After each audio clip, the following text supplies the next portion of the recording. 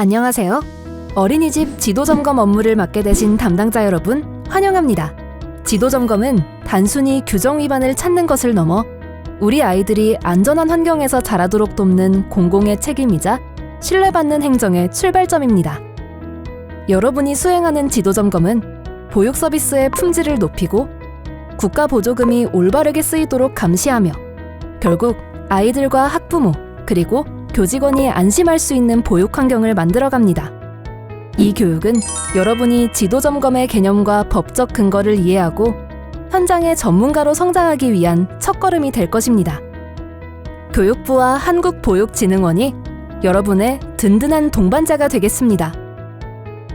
지도점검, 즉 현지조사란 영유아보육법 제41조, 제42조에 따라 법령 준수 여부를 확인하는 조사입니다. 앞서 설명드렸듯이 점검 목적은 단순히 처벌만이 아닌 법령 위반을 예방하고 영유아의 안전과 권익을 보호하는 데 있습니다.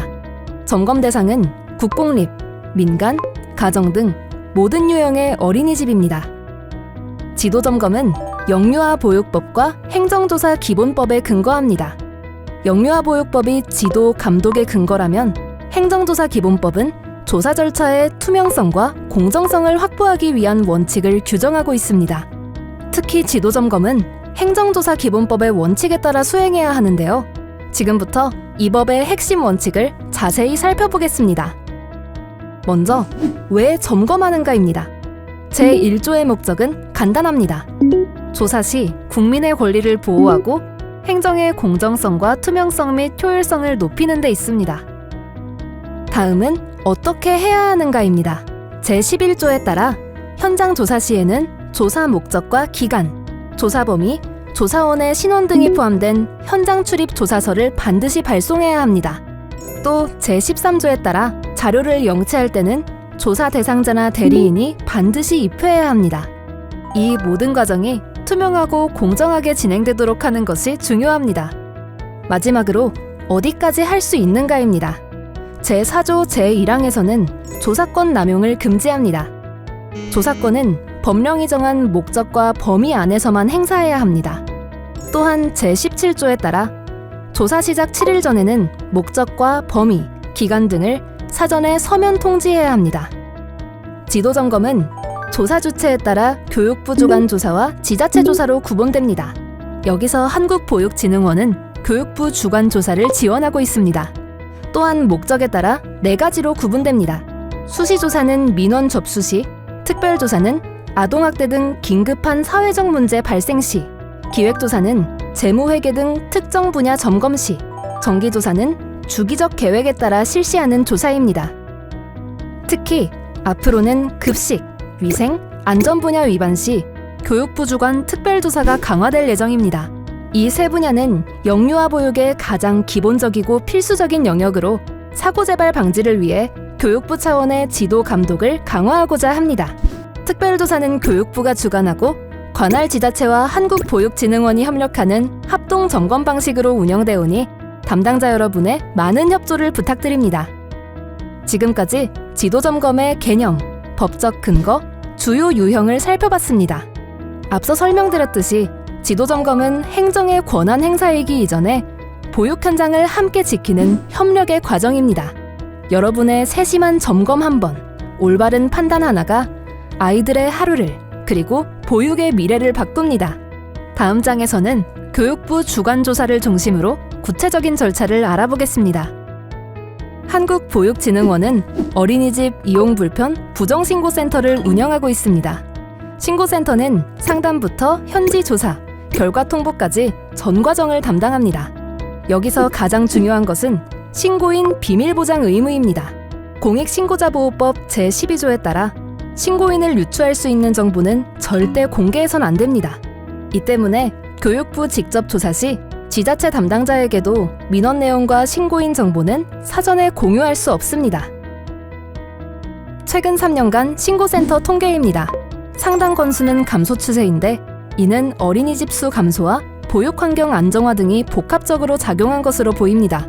상담 유형 중에서는 CCTV 관련 문의가 가장 많았고 신고 내용 중에서는 아동 입퇴소, 보육운영 관련 사항 등 어린이집 운영 전반에 대한 비중이 가장 크게 나타났습니다. 신고센터로 접수된 민원은 1차, 2차 선정 기준에 따라 회의를 거칩니다. 1차 기준은 동일 어린이집 2건 이상 신고나 증빙 자료가 포함된 신고 등입니다. 2차 기준은 사회적 이슈, 신빙성 및 중요도, 조사의 실익 여부 등입니다. 이 회의 결과에 따라 교육부 직접 조사로 선정하거나 지자체 연계 조사로 이첩하게 됩니다. 교육부 직접 조사는 먼저 지자체에 방문하여 조사 내용을 공유하고 어린이집으로 이동합니다. 조사 실시 전 원장의 협조 동의를 받아 자료 영치, 교직원 면담, 시설 점검을 순차적으로 진행하고 조사실에서 결과서 작성 및 원장직인 날인 후 마무리합니다. 지도 점검 시 몇 가지 유의사항이 있습니다.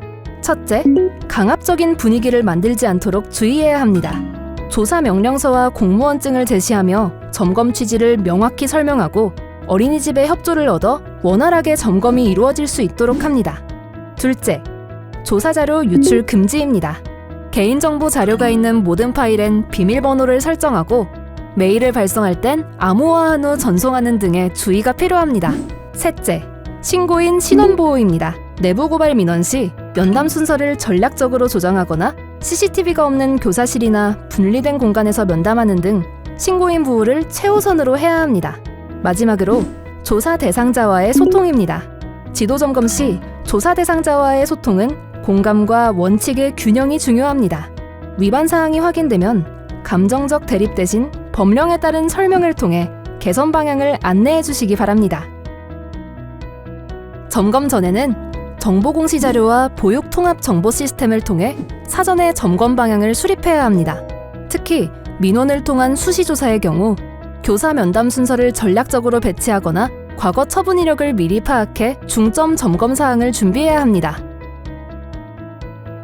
지금부터는 다빈도 위반 사례를 빠르게 짚어보겠습니다. 현장 조사에서 가장 자주 적발되는 분야 중 하나는 급식 위생관리입니다. 식자재의 유통기한이 확인되지 않거나 식단표와 조사 당일 실제 급식이 불일치하는 사례가 있습니다. 또한 식단이 변경되었음에도 학부모에게 고지하지 않는 경우도 위반입니다. 조사 당일 급식, 식단표, 키즈노트, 지출 영수증, 위생 점검표 등 증빙을 반드시 확인해야 합니다.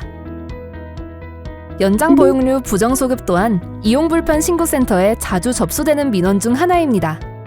전자출결 카드를 어린이집 내에 상시 보관하며 교사가 허위로 아동 등하원 시간을 조작하는 등 실제와 다른 출결 기록을 남기는 사례가 있습니다.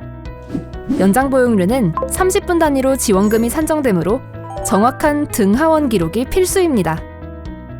현장 조사 시에는 해당 아동의 전자출결 기록과 교사 면담, CCTV 확인 등을 통해 사실관계를 비교해야 하며 연장 보육료 부정수급 관련 민원은 원장의 부당 지시로 인한 내부 고발 형태의 신고가 많으므로 신고인 보호를 철저히 해야 합니다. 어린이집은 출구 개방에 방해되는 장애물을 적재할 수 없습니다. 현장 조사 시 비상 출구 앞 행사 물품이 어지럽혀 있거나 박스가 쌓여 있는 건 모두 위반 사례입니다.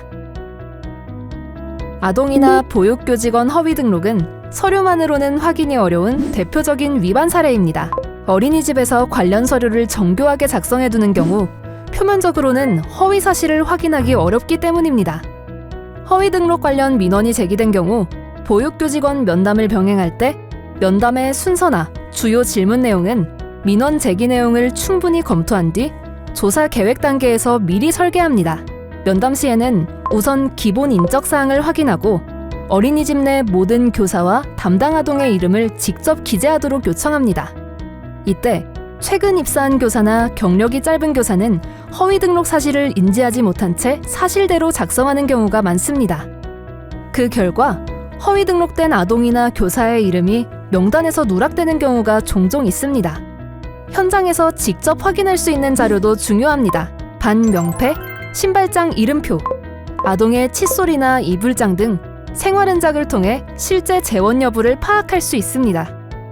또한 허위 등록 교사의 경우에는 일상적인 보육일지보다 관찰일지나 부모 상담일지 등 개별 기록 서류에 작성 흔적이 있는지를 확인하는 것도 효과적인 점검 방법 중 하나입니다. 기타 필요경비 및 특별활동비의 부적정 집행사항 또한 빈번한 위반 사례입니다. 기타 필요경비는 수납액 대비 86% 이상, 특별활동비는 100% 집행해야 하며 모든 거래는 어린이집 통장을 통해 투명하게 관리되어야 합니다.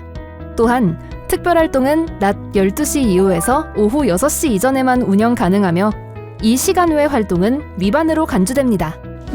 현지 조사에서 가장 중요하게 확인해야 할 항목 중 하나는 재무회계 점검입니다.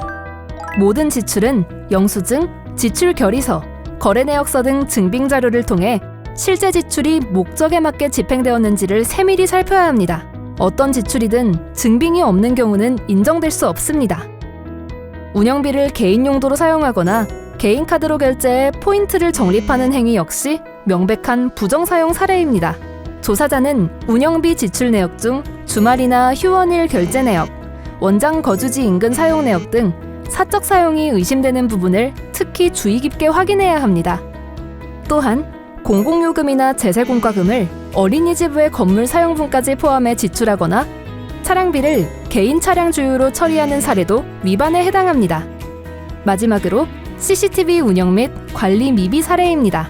어린이집 CCTV 안내판은 어린이집 출입구, 어린이집 주변 경계부에 반드시 설치해야 합니다. 그러다 보니 어린이집 출입구에 안내판이 미부착되어 있다면 현장 조사 시 가장 먼저 확인되는 위반 사례이기도 합니다. 또한 CCTV 안내판은 설치 목적과 장소, 촬영 범위와 시간, 그리고 관리 책임자 성명과 연락처 등이 정확히 기재되어야 하는데 관리 책임자의 연락처가 반드시 원장 개인 휴대폰 번호일 필요는 없습니다. 어린이집 전화로 기입해도 무방하다는 점 확인 바랍니다. CCTV 저장 장치는 접근이 제한된 구획된 장소에 보관해야 하며 잠금 장치가 있는 공간에 보관해야 합니다. 그리고 영상 정보가 열람, 재생되는 장소의 경우 접근 권한이 부여된 자에 대해서만 접근을 허용해야 합니다. 조사가 끝나면 현지 조사 확인서를 작성합니다. 확인서에는 객관적 증거에 기반하여 위반 사실과 법령 근거를 명확히 기재하고 원장의 직인 날인 후 조사를 마무리합니다. 여러분의 세심한 판단과 책임 있는 조치가 보육의 신뢰를 세우고 현장의 안전과 투명성을 지켜냅니다. 행정의 최일선에서 아이들과 교직원 그리고 학부모를 연결하는 지자체 공무원의 전문성과 헌신이야말로 건강한 보육 환경을 만드는 가장 든든한 기반입니다. 이번 교육이 업무 수행에 실질적인 도움이 되길 바라며 교육부와 한국보육진흥원도 여러분과 함께하겠습니다. 감사합니다.